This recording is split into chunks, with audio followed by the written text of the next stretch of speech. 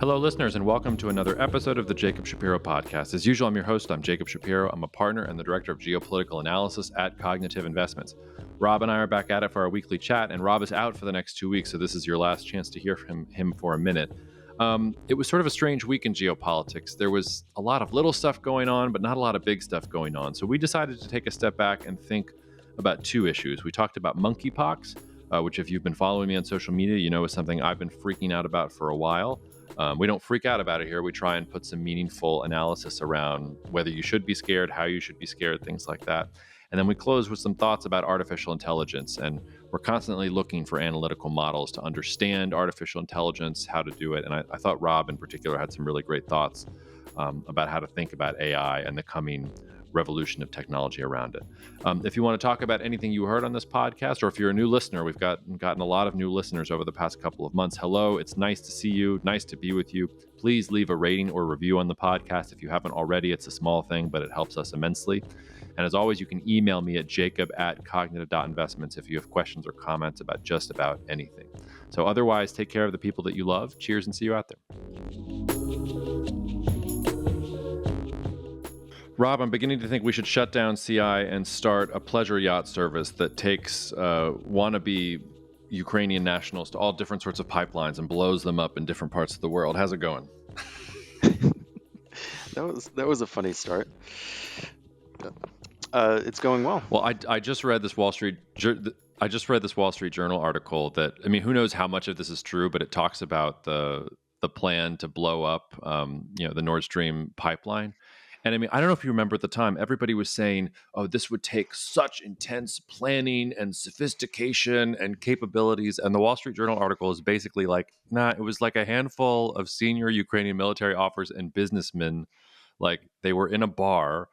They like speculated about this thing. They rented a yacht called the USS, or not, I'm sorry, not the USS, but they rented a yacht called the Andromeda. They flew it with a Ukrainian flag, got a couple of divers to like go down into the water, blow some things up, and they were off to the races from there.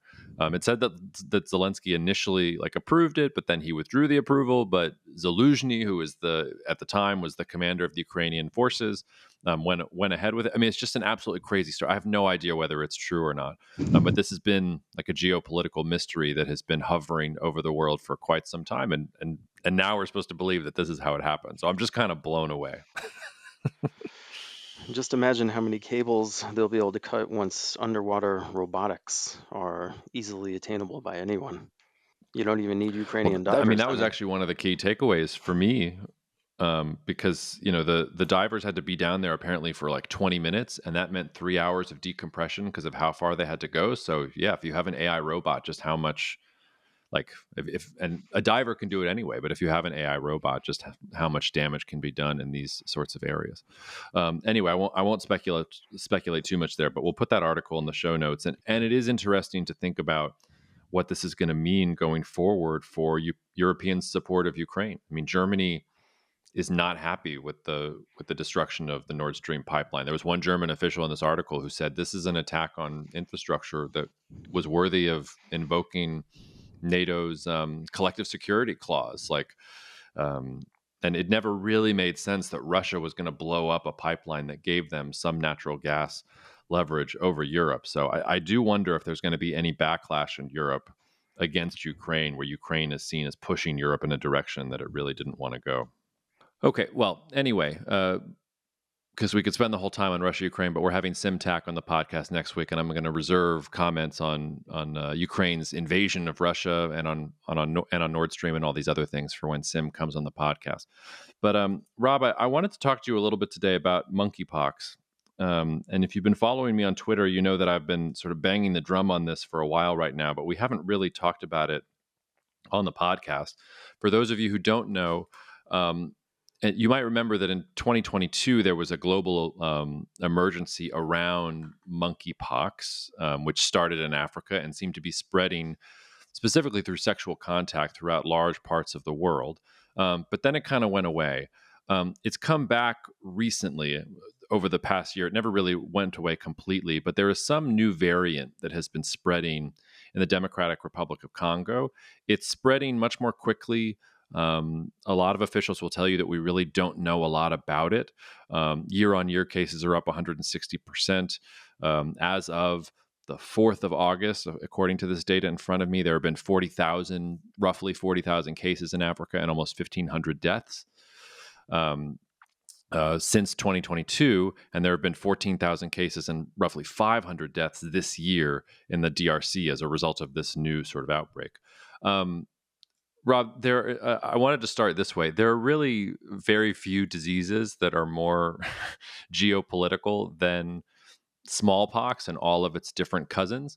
I went down a little bit of a rabbit hole, and I was doing some research on where smallpox began. I don't know if you know much about this. It's believed to have appeared around 10,000 BC in some of the first agricultural settlements in Northeast Africa. Their best guess is that it spread to India and other parts of the world by means of ancient Egyptian merchants. It eventually makes its way into China, into Europe. It's a major part of European life in sort of the era after Christ. It affects literally. I'm taking this from an NIH article. They talk about how smallpox literally affected the development of Western civilization. That the first stages of the decline of the Roman Empire coincided with a smallpox epidemic. The Arab expansion, the Crusades, the discovery of the West Indies, all these things caused smallpox to spread all over the place. Now, of course, smallpox has been eliminated for the most part in the world. It only exists in labs where people are dreaming up bioweapons. And this was actually another thing, Rob, when I was doing this research that I was surprised. I'm sure you were taught the same thing that I was, that Edward Jenner in the late 1700s noticed that if you gave cowpox to the cowmaids or whatever else, that it prevented infection from smallpox in the future. You learned that too in grade school, right? Mm. I didn't learn too much about that, to be honest. No, okay. Well, maybe I'm alone here, but I remember very vividly. It was like, oh, it was this dude, Edward Jenner, and he figured out the cowpox thing. This was the first vaccine. It wasn't this great, and smallpox really hasn't been much of a threat since he was able to do it. It turns out that that wasn't actually the case. It was the case that he promoted this in a major way, but that people had been using cowpox to vaccinate themselves in 18th century England all over the place, that it was well known to country physicians in the dairy counties of 18th century England that this was a thing that you could do. And the thing that Edward Jenner did was he promoted it. He made it popular. He pushed it really, really hard, popularized it. He was a great PR guy. Whereas doctors like Benjamin Jesty, uh, they had been doing this for their families for a long time, but they weren't the ones that populated it. And I thought there was a really interesting sort of dynamic there too, where you have this major advance in technology, the advent of vaccines, which we think of dating with this guy, Edward Jenner, but really people had been doing it naturally for maybe a century beforehand. And it just hadn't, the knowledge hadn't spread, if you'll forgive the awful pun there. Anyway, I went down that long rabbit hole on smallpox because monkeypox is related to smallpox. And the vaccines that they're talking about using from an emergency perspective for monkeypox are smallpox vaccines. So we're having to go back to the few companies that still make smallpox vaccines and say, hey, you really need to spin up your production of these things in general so that there can be some level of protection in the world. And the last thing I want to say on my little tour of the world, and the last thought I have before I want to open it up to discussion with you, is this also really gets to the inequality of wealth and human capital in the world in general. Here are some incredible statistics. I'll post this journal article as well to the show notes. Um, the continent of Africa consumes nearly 25% of globally produced vaccines, but it imports 99% of them and also 95% of its medicines overall. In 2022, when there was an emergency around monkeypox, the WHO tried to raise over $30 million for Africa to fight the disease. Nothing was raised. No vaccines actually ended up getting delivered. I saw that Europe is pledging vaccines now, but it was sort of a really, really paltry response. When COVID happened, there were several African countries that decided they wanted to use the opportunity to try to become vaccine manufacturers. One of the most famous of these was Kenya. And Kenya actually had a $500 million deal with Moderna to build an mRNA vaccine manufacturing facility in Kenya. They announced that in 2021. They had a nice MOU or confirmation in 2023. They paused the project in 2024 because of insufficient support for the viability of the planned factory in Kenya. I went down another rabbit hole, which was looking at, well, is there any vaccine sort of production in Africa in general? And there are a couple of countries. Egypt is at the top. There's some facilities in places like Tunisia, Morocco, Algeria. Those are all, northern African countries. Though, if you're going sub-Saharan Africa, you're really talking just Senegal and Nigeria, and maybe a little bit in Ethiopia and some of these other places. But these aren't places where you're actually doing research and development and discovering vaccines and things like that. It's basically just filling and finishing or packaging or putting on some last touches to something that you're importing from somewhere else. Point being, you have this massive inequity, not just in capital, not just in technology, but in vaccines and medicines and health and all these things that are affecting Africans more than they affect everyone else. And this is where lots of these diseases jump from animals to humans. So I know I'm rambling a little bit, but I went down that rabbit hole. And the last thing I just want to say here is that I don't think that monkeypox is going to be a global pandemic on the order of COVID, but I will say that I haven't ruled it out.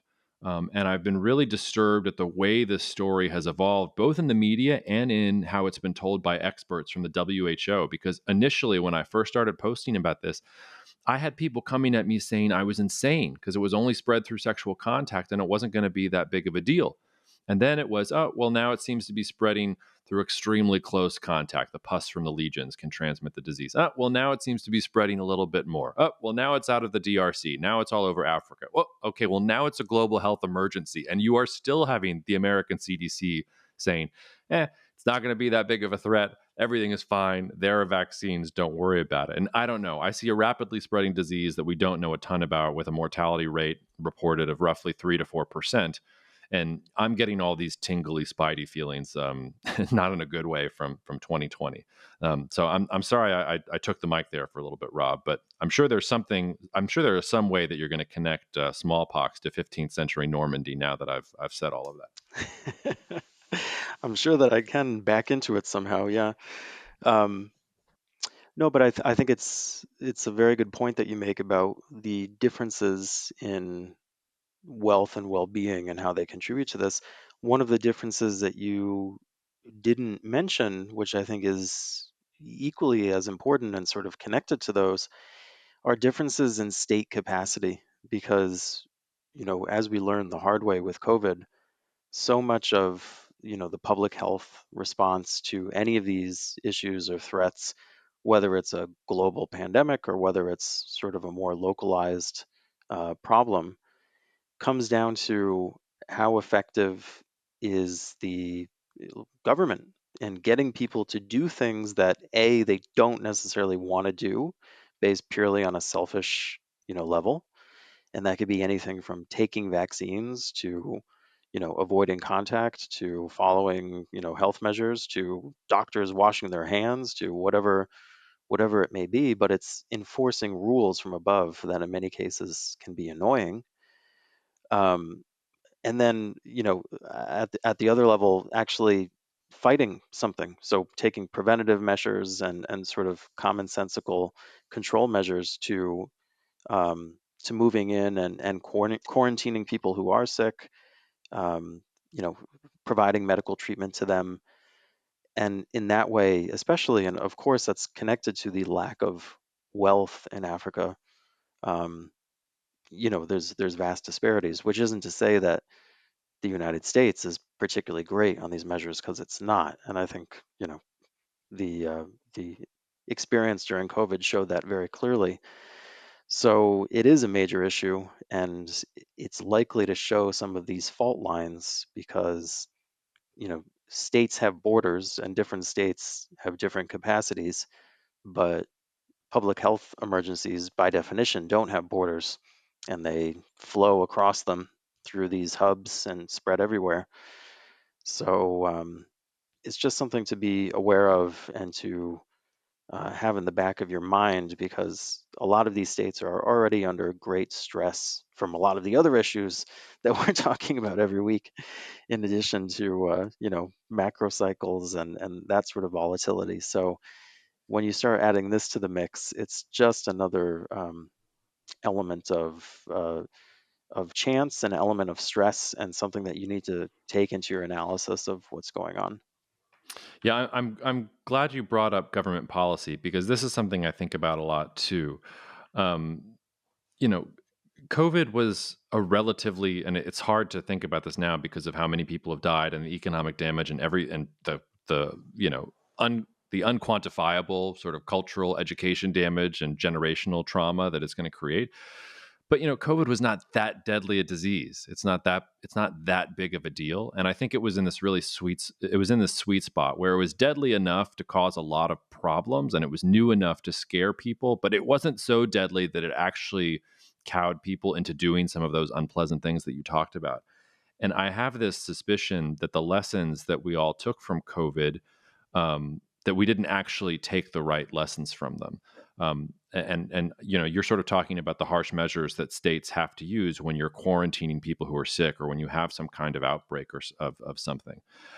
Like remember the COVID shutdowns and how we were all stuck at home for a while. In some sense, the U.S. government lost the plot there because it was always going to be completely unrealistic to shut down an entire economy for a long period of time and have things move forward. That wasn't the goal of shutdowns. The goal of shutdowns was to say, okay, we need a little bit of time to gather information about this virus. We need time to assemble personal protective equipment. We need time to prepare hospitals and doctors for the overflow of cases that they're about to see. And so you can either try and eliminate it with one big push, or you do what you can to limit cases for a certain amount of time and then understand that you're going to open things back up with a limited level of risk. That wasn't the conversation that was had in most Western governments. It became a virtue signaling exercise. Whether you wore a mask or not said something about your politics. Whether you were willing to get the vaccine or not said something about your politics. People would shame people. I remember you talking about walking around Cambridge outside and some woman yelling at you because you were outside without a mask on, but you were outside. Like, what's the big deal? You were maintaining distance. It was this sort of big thing in general. And one of the things that bothers me here is that COVID was not the last pandemic. Like there are going to be more pandemics, and there are going to be pandemics that are worse than COVID. And maybe it's not going to be monkeypox. Maybe it's going to be some disease that we've never heard of that is going to jump from animals to human beings. You can read several reports from the NIH and others that talk about how climate change is changing environments for different animals that are coming into closer contact with humans than they did before, and we're probably going to get more diseases that are going to jump from animals into human beings. And if we're not thinking about how to prepare for that and how to use all of these advances with technology, I just get a little bit scared about future outbreaks and things like that. Which is why when something like monkeypox comes across my desk, I literally stop what I'm doing and I try and become a monkeypox expert because I'm not going to make the same mistake that I did with COVID, which is, wave my hand and say, "Oh, there seems to be some strange virus in China. Doesn't that suck for them? I'm going to go back to going to this wedding in Mexico or going to Mardi Gras in New Orleans." Yeah, in many ways, I think COVID was very unfortunate because it was, I don't want to use the word false alarm, but we used measures that were designed for the full range of potential outcomes. And one of those potential outcomes was that the death rate was significantly higher than we thought. It was very difficult to estimate at that time. People just didn't know. And, obviously in the United States and most of the developed worlds, we took pretty stringent shutdown measures to try to buy that time and understand it better. And as you know, in the end, the death rate itself was not so huge. But what I fear is that that's going to shape perceptions of these things the next time something happens. Reduce trust in government, which I'm not implicitly trying to argue that people should trust the government, but all else equal, I think after this experience, there's going to be less credulity if the government says, "Hey, everyone, there's a pandemic coming, and it looks like it's very deadly." Like, I guarantee you, relative to the last time, people are going to be like, nah, whatever, no big deal. Because it's human nature. It's literally the boy who cried wolf. That's literally the story. So Mm.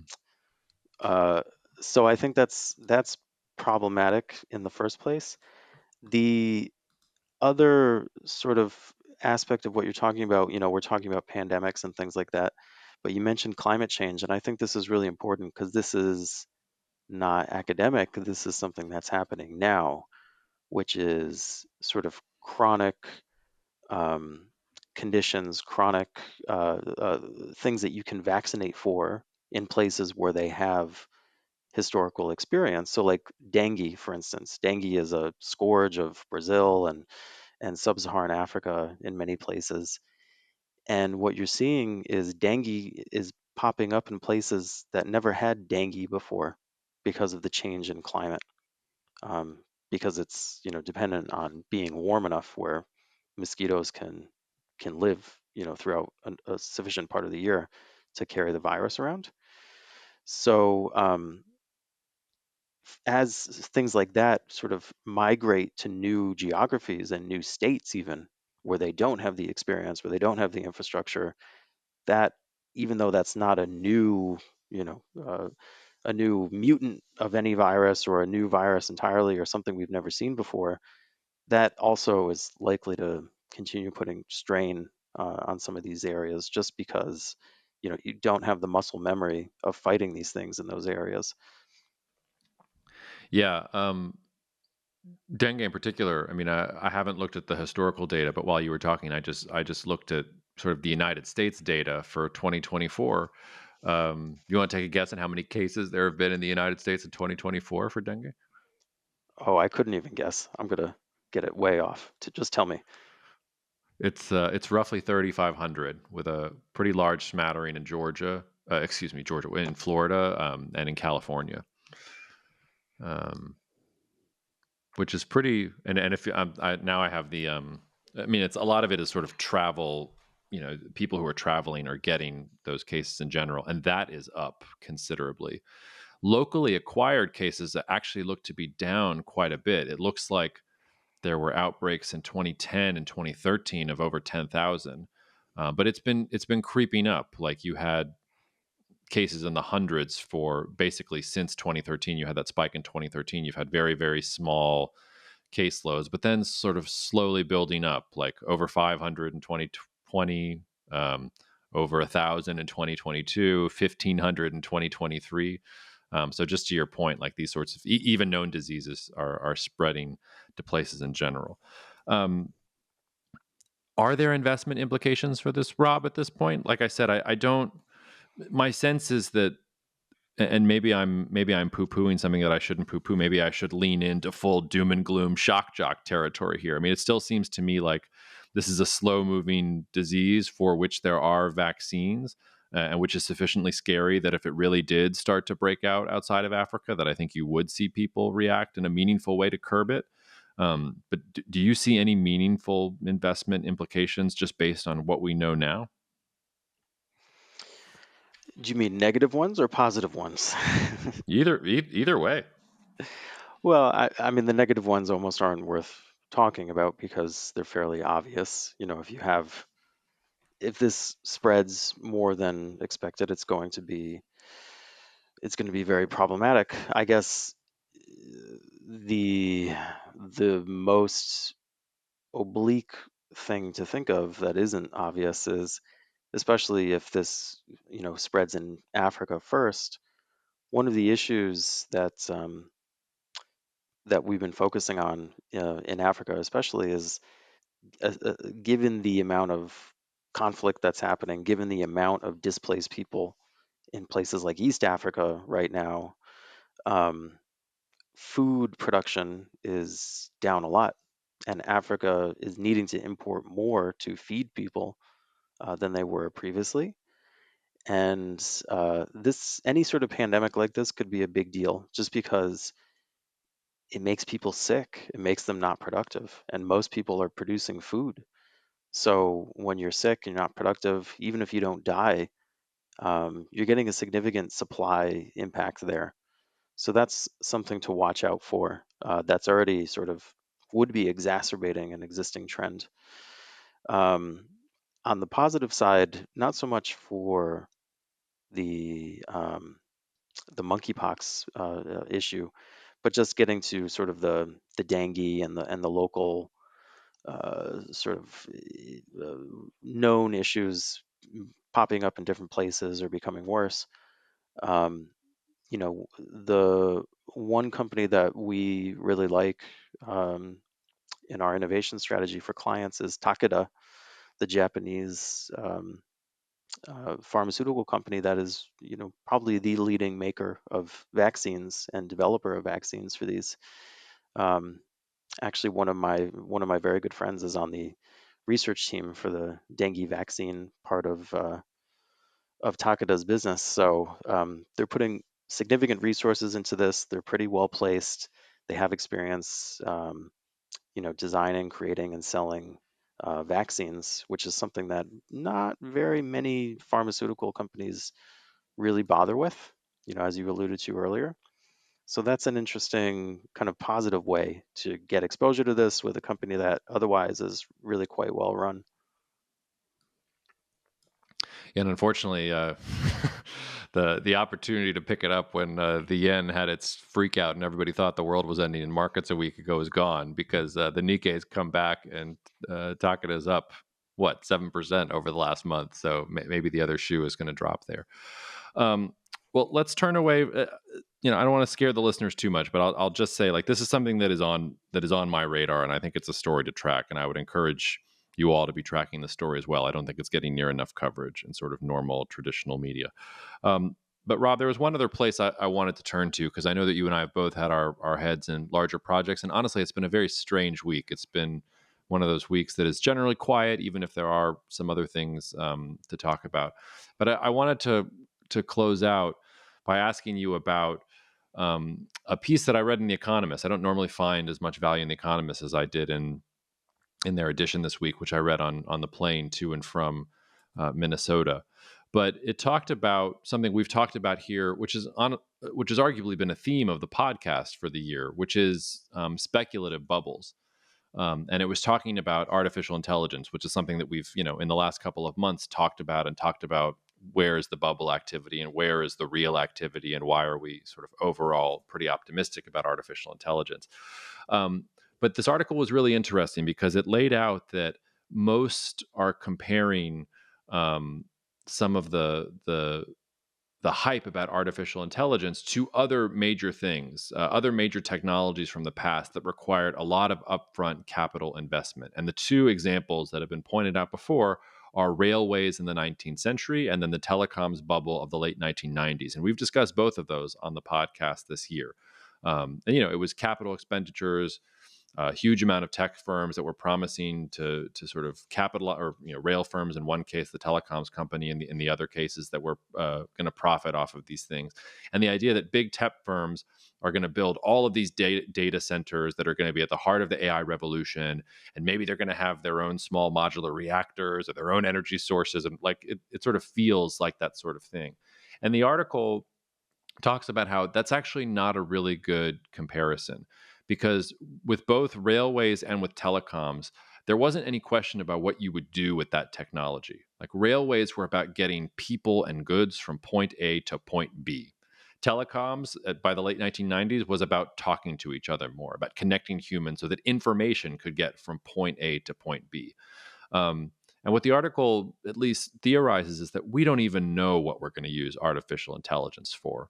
And so it might be better to find examples of technology that were like that people had some sense was exciting, but that there wasn't a real clear application at that point in time. So one of the comparisons that the article makes is to the telegraph, and about how telegraphs originally, it wasn't about people communicating. The technology was used by railway barons like Cornelius Vanderbilt to build telegraph networks alongside their existing tracks. And they compare it to the way that tech giants today are weaving generative AI into their existing cloud offerings. And it wasn't until after the Civil War and commercial use of the telegraph soars, and you have people trying to make money off of this, companies like Western Union, that people realize, oh, the telegraph can be used in this way, and this is how it's going to be monetized. So I just wanted to lay that out because I thought it was interesting and it's been giving me a lot of food for thought. And I wonder how you react to that comparison and whether you think there's a better or worse way to think about There's a lot we could go into with this. I disagree with sort of both views in certain ways, so I'll try to explore that a little bit, and then you can point the direction you'd like to go further. But I mean, the first thing that comes to my mind is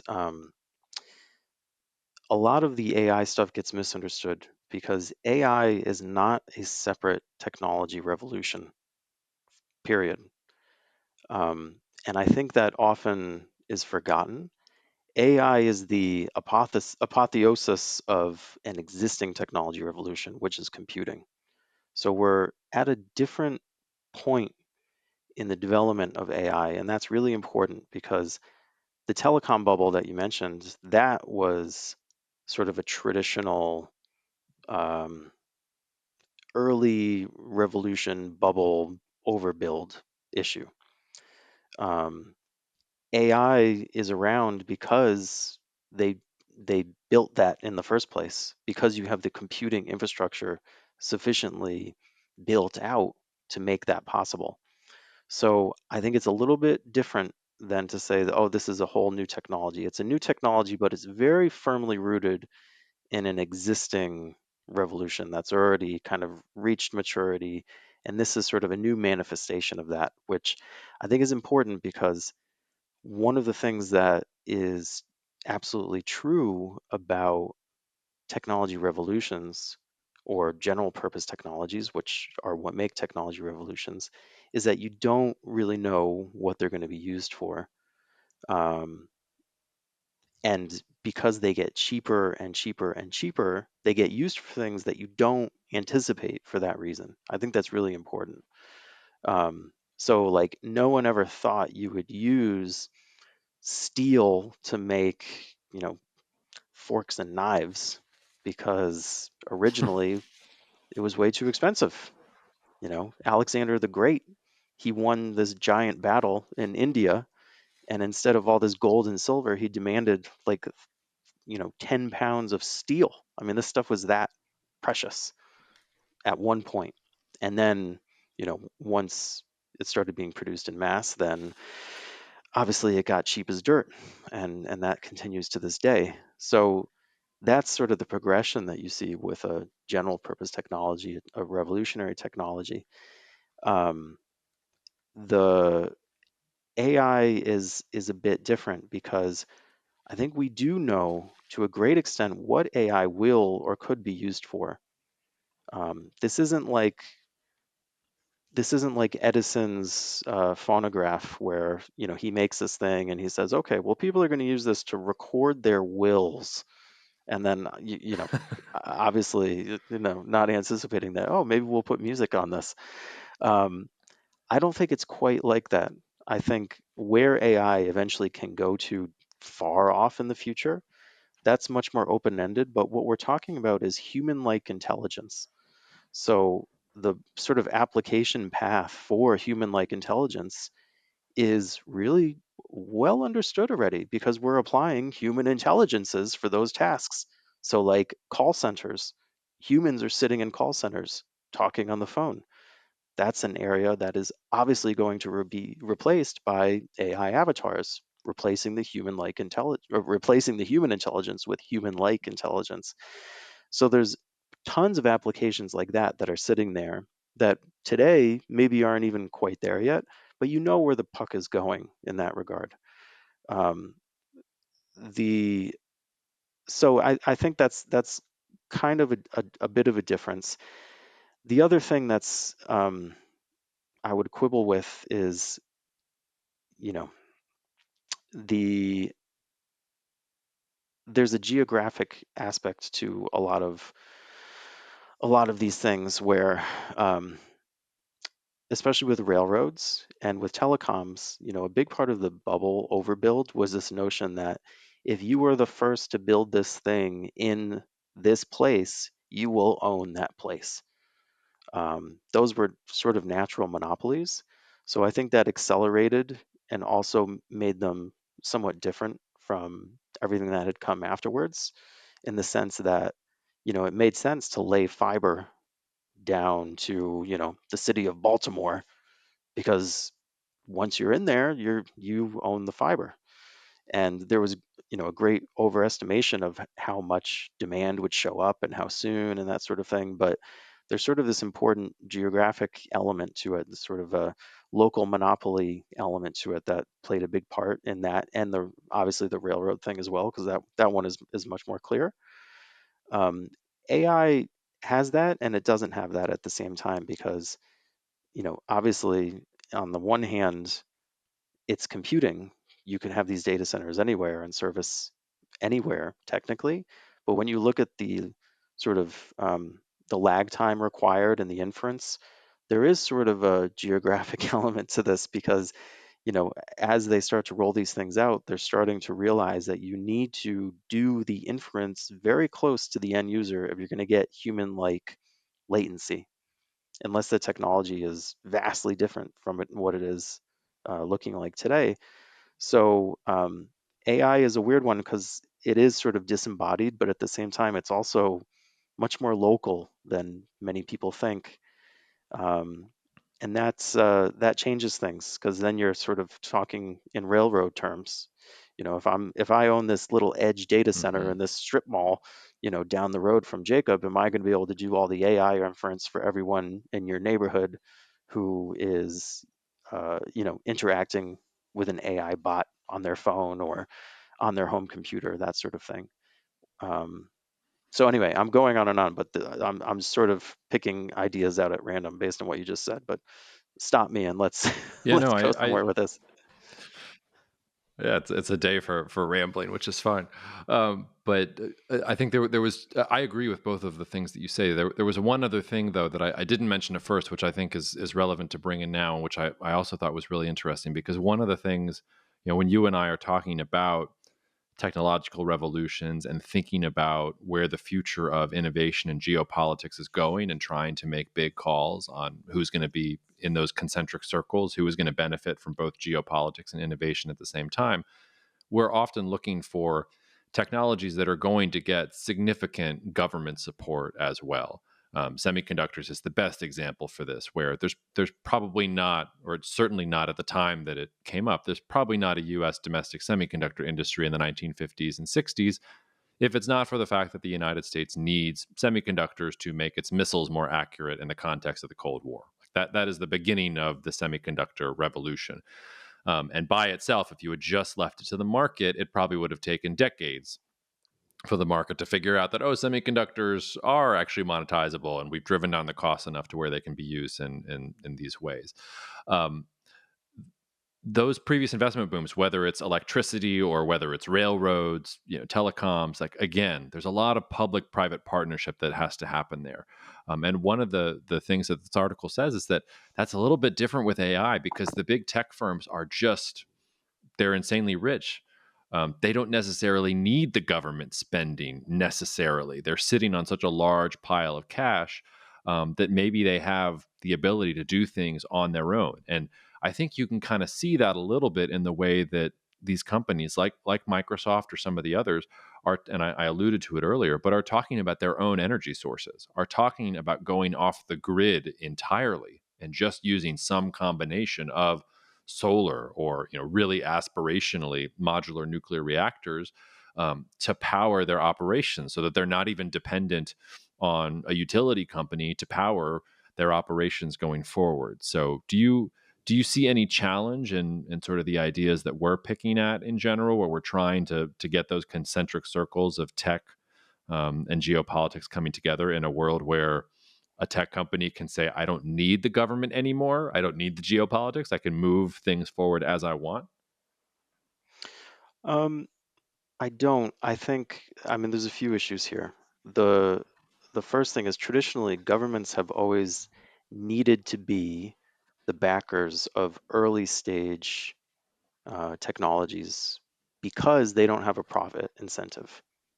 And that's what this article is trying to say. It's trying to say that Google is so rich, uh, Microsoft is so rich that they will just plow money into this with no, just like a government would. But it's not the same because um, first, I don't think there's strong evidence that the companies are actually behaving this way anymore.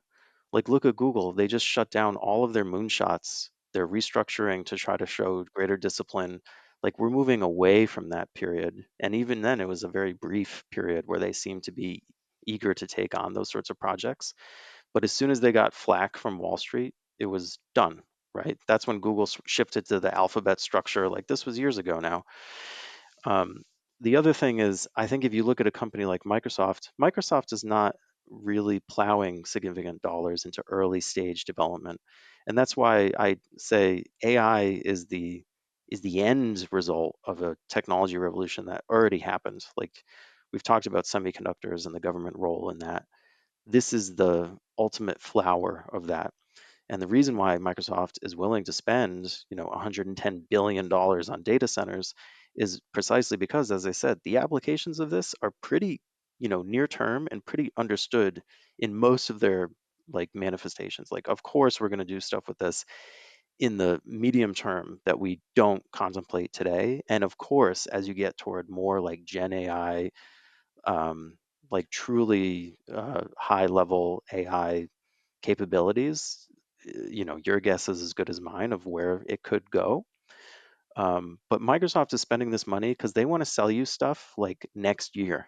And that's very different from the role that the government has played. Usually, and this is why, and one of the things I sort of fantasize about is having the time to try to write a paper together about how so many of these general purpose technologies ultimately come down to defense and war. Like, even if you look at like genetic sequencing and stuff, if you dig into the backgrounds of that, like the Human Genome Project, it came out of a Department of Energy budget that was dedicated to understanding the impact of radiation on soldiers. Like, the basis of this stuff is really, it's always that the governments invest in this because they need it for defense purposes or they want it for defense purposes. Um, but that's a very different. It's not a. They're not being just good-hearted and trying to finance the stuff for the benefit of society. There's that very specific sort of fear-based motive behind it. So I don't think Google has that motive. I don't think the big tech companies are just demonstrating that sort of long-term, we don't care if we spend whatever on this because we need to get it done for existential reasons. They're not displaying that vision, nor should they. These are private companies. So I don't think it really breaks the model, what you're seeing in this case. And I think it reinforces the thesis that this stuff has practical applications, and it should be thought of differently from some of those other examples, like early stage semiconductor research or computing research or the Human Genome Project and stuff like that. Hmm. The last thing I'll ask you, and we haven't actually talked about this, and it's a question I often get and I often punt on because I don't actually know the answer. Because fair enough on the short term of what you're talking about, but do you see a future in which companies themselves are powerful enough to where they become geopolitical actors in their own right? I'm not saying that that's, by the way, particularly novel. I mean, British East India Company was in and of itself a major geopolitical player. Like, we've seen versions of this before, but like 20 years from now, can you imagine a world where, Blade Runner had it right, where a company like Tyrell Corporation making replicants is for all intents and purposes like stronger than a government? Or do you think that that is best left to dystopian fiction? I think it's best left to dystopian fiction. Um, Maybe you can have a scenario like that in like an utterly failed state where you have um, certain corporations that are just well run and well organized and they're sort of bastions of stability in an otherwise crazy place. In a place like Europe or United States or Japan or China, That is just very, I mean, implausible. And you would be better placed to address this than I would. But the notion that sovereignty is about force and a monopoly of force, and the notion that Apple's security team is going to overwhelm a troop of U.S. Marines if it came down to it seems obviously laughable. And and one would say, oh well, it's not about that, it's about they control the system and pull the levers and stuff. There's only some level of that will be allowed to go on, and if there were a real conflict, like, the Marines would be sent in. I think that's the way that I would think about it. So the notion that you can have non-governmental entities that truly undermine and subvert and take control of powerful states, um, I think, like, they would have to invest in a lot of force projection first, and second, like, unless, if maybe Microsoft, but it's hard to imagine any of these companies being such horrible bastards that they would they would have the company culture around exercising power in such a way. You know what I mean? I don't mean like fighting, but I mean just like, really, you really think that the people who work at Google are gonna scheme to control America? Like, I think that's very, very far fetched. But one quick thing I did want to just say on the AI thing in particular, because you mentioned this before. Um, I think, even though, as I mentioned, this is outside of the government purview because of what I said about why the big tech companies are investing in sort of the near term applications, I do think that the trend of governments being involved in this is only going to accelerate as the technology gets better. And the reason for this is because this is not just infrastructure. Like, controlling key infrastructure is important to governments and making sure that they're used properly. But AI specifically can never be neutral because it's reaching a level of complexity that you need to make value judgments. And how AI is regulated, what sort of moral judgments it projects. When you ask ChatGPT, hey, is it right to abort a child? Is it, what should I do if some moral quandary happens? Like, these are inherently sort of cultural issues. And that's why I think, especially the Chinese, are very, very determined to make sure that they're controlling the conversation, what's going in and coming out of these things. That's going to be a hot button issue for a long time. And I would expect the government to be extremely involved, even though this is not an early stage, sort of tech where they usually are the main drivers of it, if that makes sense. It does, and I hear you on the dystopian thing being a little out there, and I think most of the time I would agree with you. Um, but I'll just end where we begin. All it takes is a couple of drunken Ukrainian military officers to decide to get on a yacht, and suddenly they can change the fate of nations. So it doesn't have to be. Like, there are asymmetric ways to control things that are happening, and if you have control over data and on information flows, the United States has used that to its own great benefit in terms of its network power. We talked about that with Matt Pines on the podcast earlier this week. And his suggestion for using Bitcoin as a way to further U.S. network power in the future. I do think you can imagine a world in which um, you have companies that are sitting at the gateways to all of this data, and it's not some evil Dr. Doom sitting behind the scenes being like, aha, I plot to subvert the government by using my position here. It's more banal than that. It's just that if you are somebody who is sitting at that gateway and controls all of that information, like, you do have tremendous power, and even small things can change the way that things go. But maybe that's enough dystopia for now. I know that you're in Brittany and you have a vacation to get to. So why don't we say goodbye to the listeners? And Rob, I think you're out next week, right? So I guess you'll just be hearing from me or somebody that I get to pinch hit for, Rob. So anything you want to say before you take a little break? No, not really. The next 2 weeks I'll be out, so I'll be back in September. Okay. So we'll miss you, but we'll try and get somebody to try and fill your shoes. So in the meantime, where are you going, by the way? You're gallivanting around what part of France this time to make us all jealous? We're in Brittany right now, and then I'm taking all my kids and we're going on an overnight, like a sleeper car. We're taking from Paris down to Briançon, which is down near the border with Italy, and we're gonna spend some time there, like 10 days, just hiking around and just doing not too much. Well, I'm jealous. I'm with you in spirit. Enjoy, and we'll catch up with you in a couple weeks. Cheers. Thank you. The views expressed in this commentary are subject to change based on market and other conditions. This podcast may contain certain statements that may be deemed forward-looking statements. Please note that any such statements are not guarantees of any future performance, and actual results or developments may differ materially from those projected. Any projections, market outlooks, or estimates are based upon certain assumptions and should not be construed as indicative of actual events that will occur. Cognitive Investments LLC is a registered investment advisor. Advisory services are only offered to clients or prospective clients where Cognitive and its representatives are properly licensed or exempt from licensure. For additional information, please visit our website at www.cognitive.investments.